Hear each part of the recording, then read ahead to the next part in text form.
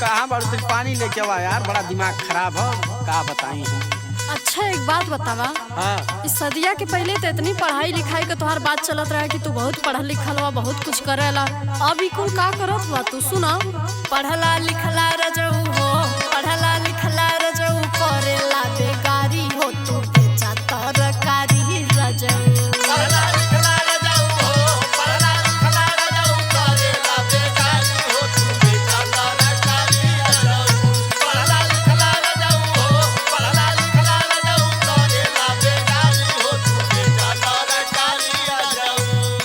देखत ना हो सरकार बदलत रहती है, हर साल लॉकडाउन चालू हो जात हो, और कैसे नौकरी लगी बताओ।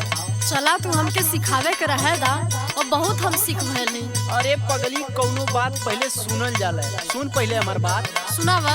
बतिया सुना धनिया हो, बतिया सुना धनिया, पानी हमला चार हो कि ऐसा सरकार आइल बा।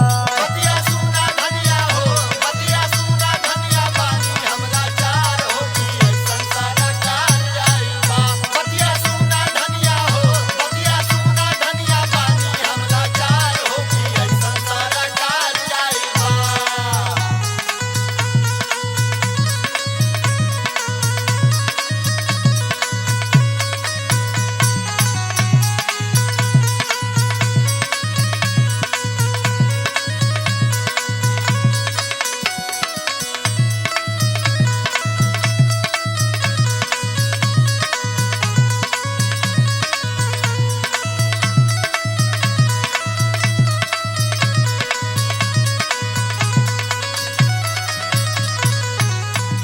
एगो हमार बात सुना पहले।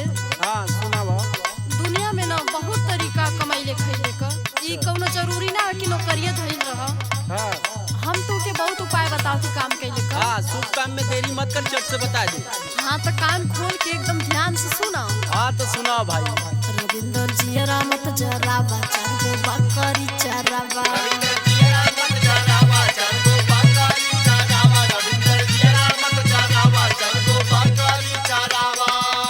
रविंदर जियरा मत जरावा, चारगो बकरी चरावा। जाके ले ले तानू हो, जाके ले ले ता कटोरी से उधारी हो, तू बेचा तरकारी रजऊ।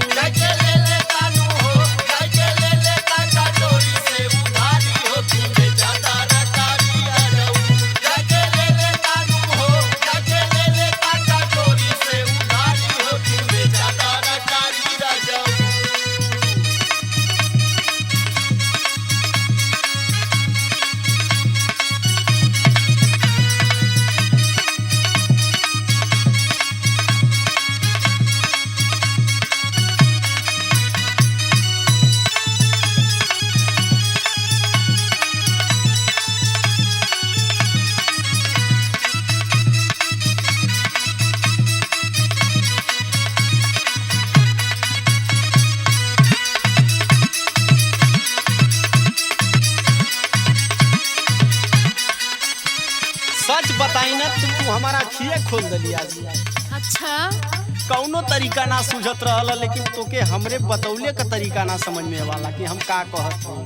हाँ तो तोहार तरीका हमके ना समझ में आवला कि तू का कहेला।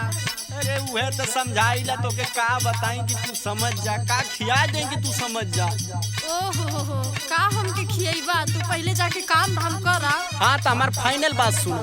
सुनावा।